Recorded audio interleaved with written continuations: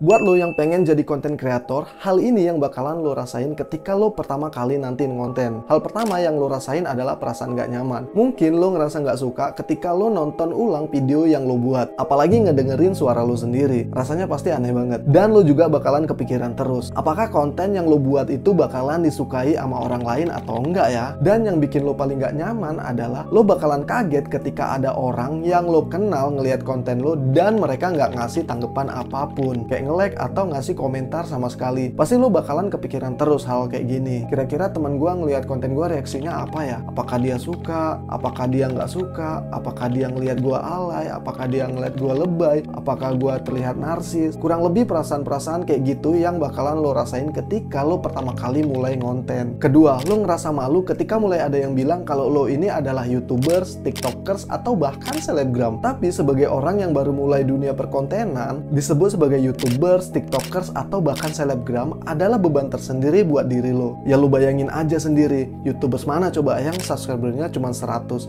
TikTokers mana yang followersnya cuma 100, selebgram mana yang followersnya juga cuma 100. Jadi kayak kurang pantas aja gitu, karena semuanya masih berdasarkan jumlah seberapa banyak followers dan subscriber yang lo punya. Ketiga, mulai ngerasa bosen. Mungkin di awal-awal lo bakalan bersemangat buat ngonten, apalagi kalau ada satu aja konten lo yang viral. Pasti lo pengen bikin konten terus-menerus. Tapi karena lo udah terlalu sering lakuin aktivitas yang sama berulang kali secara terus-menerus, apalagi di sini lo dituntut untuk konsisten upload dan bikin konten setiap hari, tapi kadang hasilnya itu nggak sesuai gitu sama apa yang lo harapin dan apa yang lo ekspektasiin. Ya lo bisa aja kayak ngerasa jenuh, capek mikirin ide, ngedit, dan lain-lain. Pokoknya ada banyak banget keluh kesah yang lo rasain. Akhirnya ya berubah. Dari yang tadinya lo bisa bikin konten tiap hari, malah jadi seminggu sekali atau bahkan bisa sebulan sekali. Cuma ya sebenarnya mau sebosan apapun, seenggak nyaman apapun, semalu-maluin apapun, selama konten yang lo bikin itu nggak ngerugiin orang lain,